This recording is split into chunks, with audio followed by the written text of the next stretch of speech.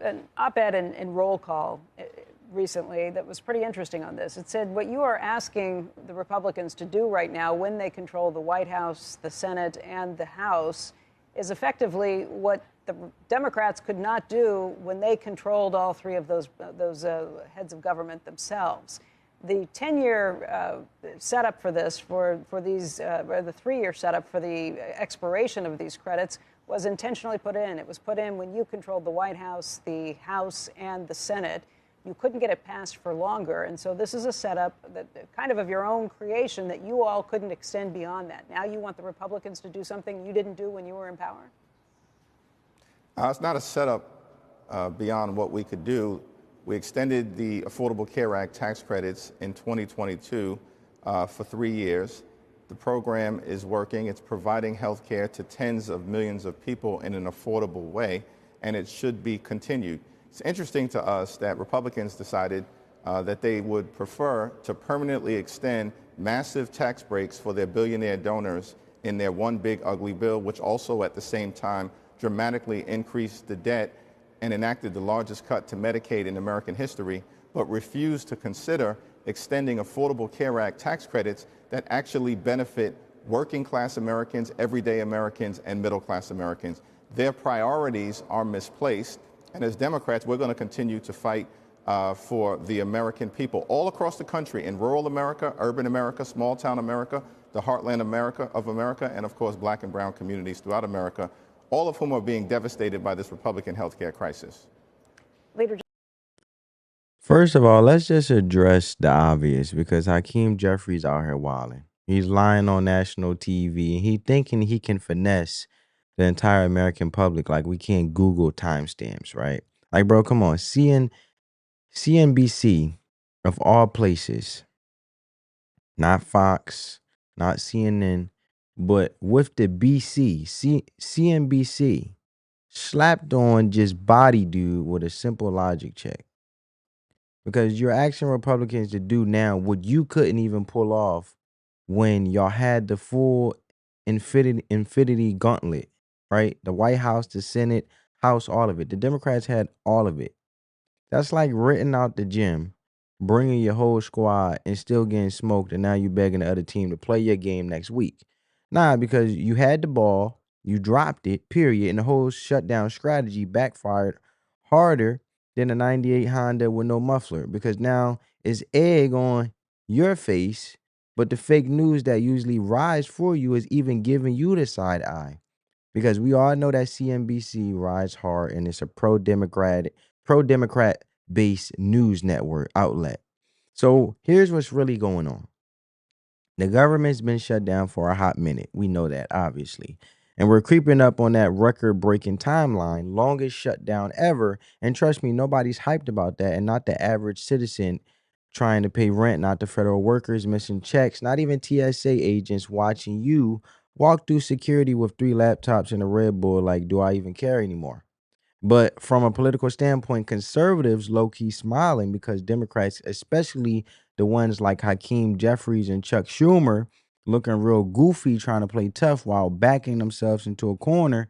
Even liberal news outlets are pressing them like, yo, why are y'all doing this? And they got no clean answer.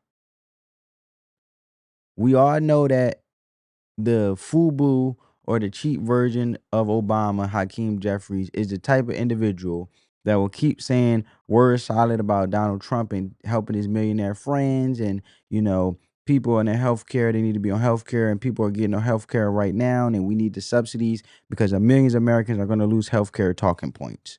But let's get into the meat and potatoes of this mess, right? Because the Obamacare subsidies, aka the government giving people money to afford a healthcare system that by itself is too expensive to function. So if you let that sink in, you created a system, it costs way too much, so now you have to subsidize it just to keep people from drowning. And that's like building a car that only runs if someone's constantly pushing it from behind. And now those subsidies, which the Democrats themselves voted to end by 2025, are becoming a new hostage in this shutdown game. And you voted for the end date. That's your date. Now that is creeping up. You mad and you want Republicans to extend it because 2025 is about to be up going into the year of 2026, and you want the Republicans to extend it indefinitely, or else you'll keep the lights off for the whole government. That's not negotiation, that's manipulation. And that's like refusing to pay your mortgage because the bank won't extend your zero interest loan for another 5 years. You just make it make sense. But anyway, let's continue.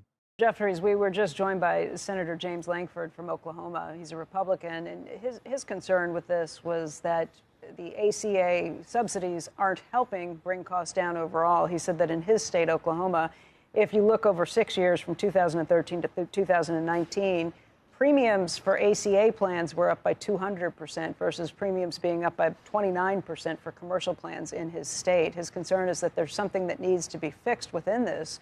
Some of the things he threw out would be things like limiting fraud by just requiring that there be at least a $20 premium or some premium that's put down instead of zero premium so that people get enrolled in things without even knowing that they're enrolled in some of these programs. What do you say to that? We've made clear in the House that we will consider anything that emerges from the Senate in good faith in a bipartisan way that both reopens the government while at the same time addresses this healthcare crisis and extends the Affordable Care Act tax credits in a meaningful way. The 90% or so of the people who benefit from these Affordable Care Act tax credits make $63,000 per year or less. And a significant number of small businesses and entrepreneurs across the country rely upon the Affordable Care Act tax credits in order to provide health insurance for themselves and for their families. So this is an issue that needs to be addressed. In fact, we know that red state residents actually are disproportionately higher represented in terms of the Affordable Care Act tax credits than any other part of the country. And so we're fighting for the American people here, and hopefully we can find a bipartisan path forward. So they mentioned ACA plans, and they mentioned commercial plans. I just want to let you guys know the difference. So ACA plans are the ones made under the Affordable Care Act. Basically, government approved health insurance that anyone can buy through the marketplace, like healthcare.gov, get covered, whatever in your state. And these plans must cover all the main things. Like in my home state of New Jersey, you got Get Covered New Jersey, right? So it covers the main things like doctor visits, hospital stays, prescriptions, mental health care, maternity care, and more. And they also can't turn you away for having health problems if you don't make a lot of money. The government helps pay part of your bill through discounts or tax credits. And commercial plans are private plans that come from insurance companies or employers. So, for example, if your job gives you health insurance, that's a commercial plan.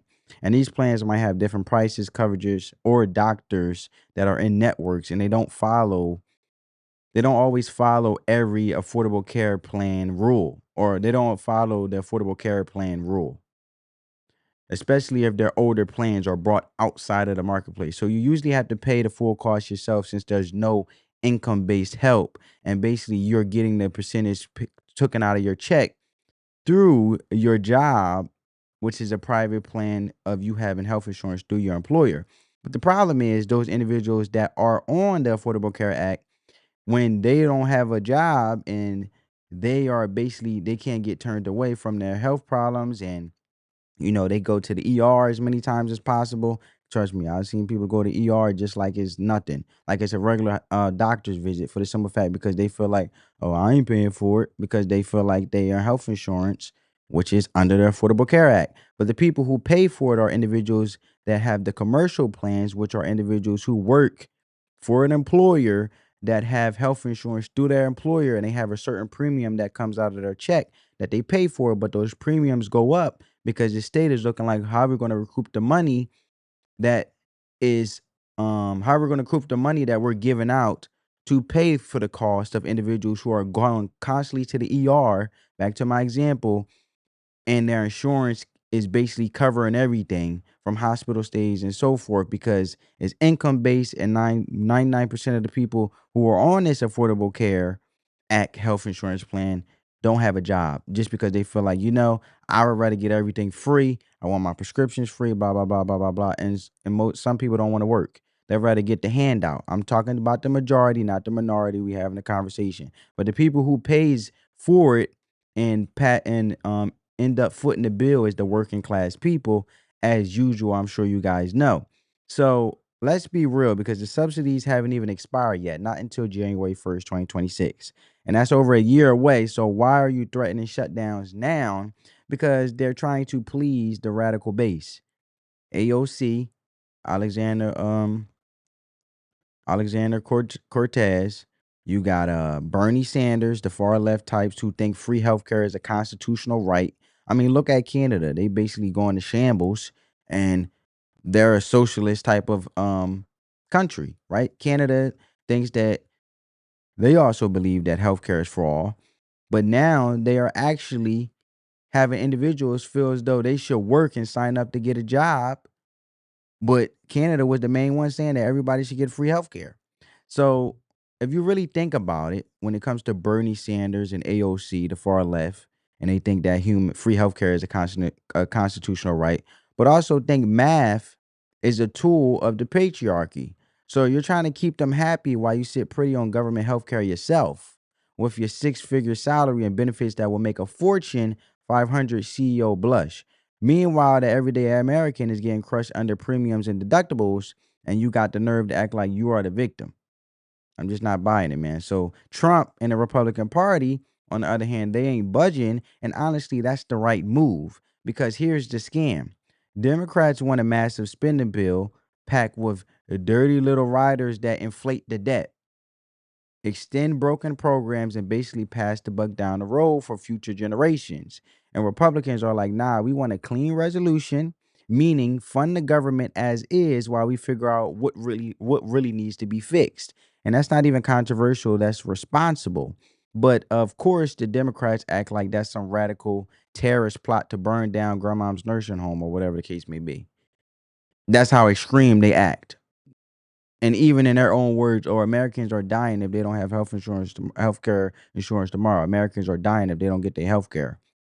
So if you really think about it, the Republican Party is actually prioritizing the future for future generations to make sure that they can actually pave the way for themselves and have more money in their check and not be taxed to death. But these are the same folks that will sit there and say, oh, Trump is trying to help his billionaire friends, his rich buddies. But at the same time, if that was true, then why would Trump be caring about protecting the working class people?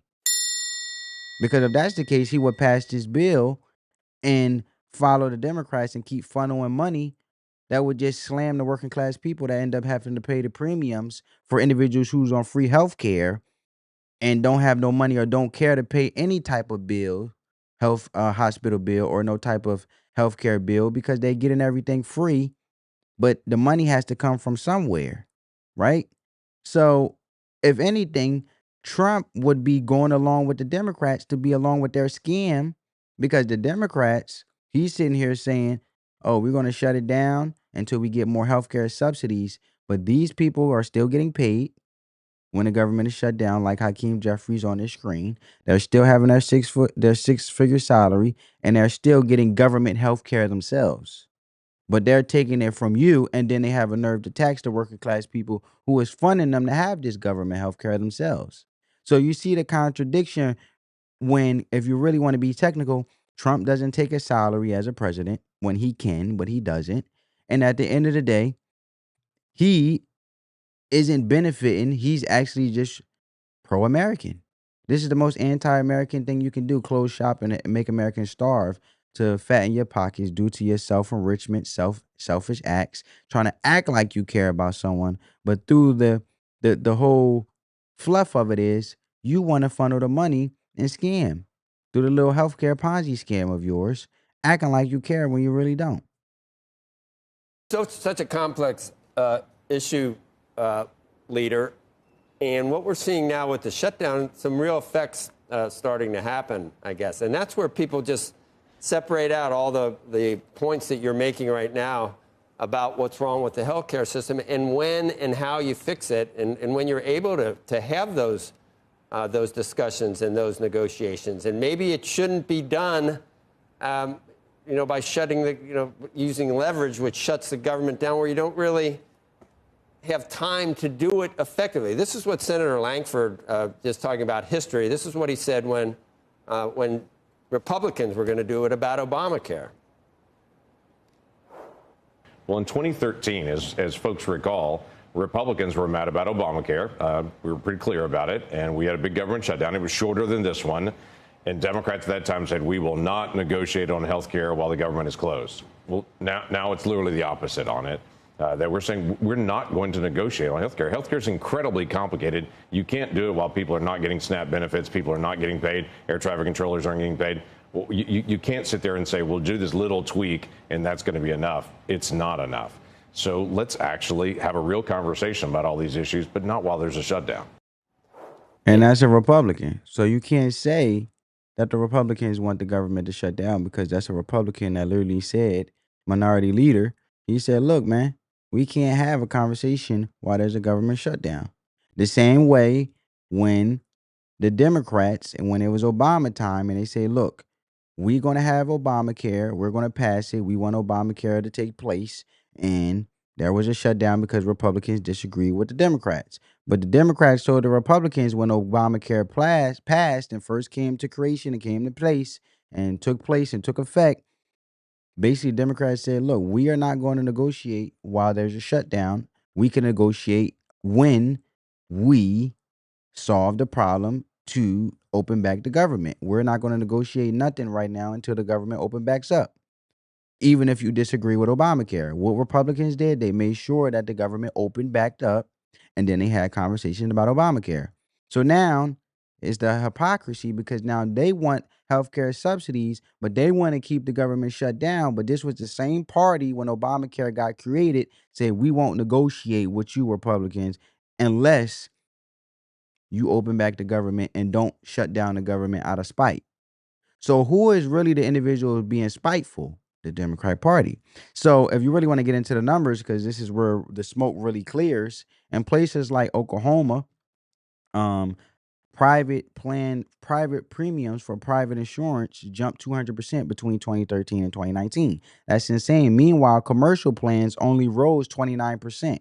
That's a red flag. And if your car insurance tripled in 6 years, you'll be flipping out. So why is it okay when it's health insurance? Because here's the kicker.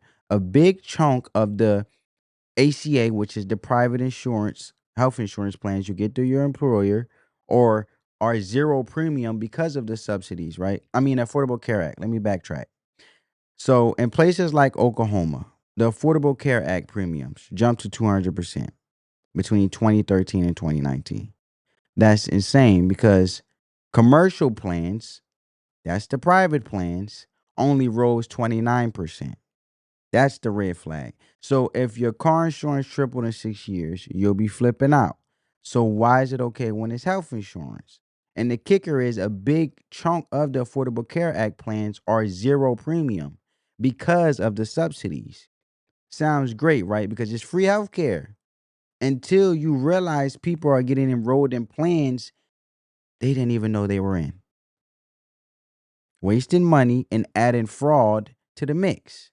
So one senator even said we should at least require, as you guys heard on the screen, the Republican senator, a $20 copay, just so folks actually know that what they signed up for. Makes sense, right? But this is what happened when you want more government control and you want free handouts. They are going to enroll you in plans you don't know of. And that's what happened a lot of times. So just so you pay $20 to ensure you know what you signed up for and what your plan actually is, even though it's still a government handout because you just paying $20. But according to Hakeem Jeffries on his screen, with his eyes look blind, like he look high as a kite, he dodges the whole fraud conversation like it's a debt collector. So he hits us with the old, we're helping American working class people, small businesses, black and brown communities, etc. Look, nobody's saying those groups don't need help, but help should be effective, not just politically useful. So what's actually helping them? Access to affordable, flexible pens, not a bloated system that can't function without Congress cutting a check every year. That's like giving someone a car that breaks down every week, but say, "Hey, we'll pay the repair bills forever," and you're not solving the problem because you're just subsidizing failure. You get what I'm going here? So the hypocrisy is, I already told you when the Republicans shut down the government over Obamacare. And now it's the opposite. The Democrats are shutting down because they don't like the big beautiful bill and they want more money for healthcare subsidies. So look, man, pick a standard and stick to it. You when it comes to this Democratic Party, you can't flip flop every time it benefits your party. That's not governance. That's a toddler having a tantrum. Now, the real reason this whole thing is so insulting to regular Americans is because people are literally out here not getting paid, they're not getting their SNAP benefits and so forth. And air traffic controllers are working for free, and politicians out here using it as leverage to play chess with healthcare policy. And that's the part that's disgusting because now billionaires are pledging money to fund military um, the military so they could get paid because the feds can't even keep the lights on. Imagine Jeff Bezos walking up to a Pentagon like, I got y'all. It's patriotic, sure, but also it's embarrassing because we got a government worth trillions of dollars and we can't even handle a shutdown without turning it into a GoFundMe. So Jeffrey's still lying, still pushing the narrative that the Affordable Care Act subsidies are the solution to our whole healthcare crisis. And that's like saying a Band-Aid fixes a broken leg. Because the reason premiums are over $1,000 a month for some folks is because the system is broken. The subsidies aren't fixing that, they're masking it. And Obamacare is so expensive and inefficient that it needs hundreds of billions in annual subsidies just to limp along. And that's not reform, that's the duct tape on a leaking pipe.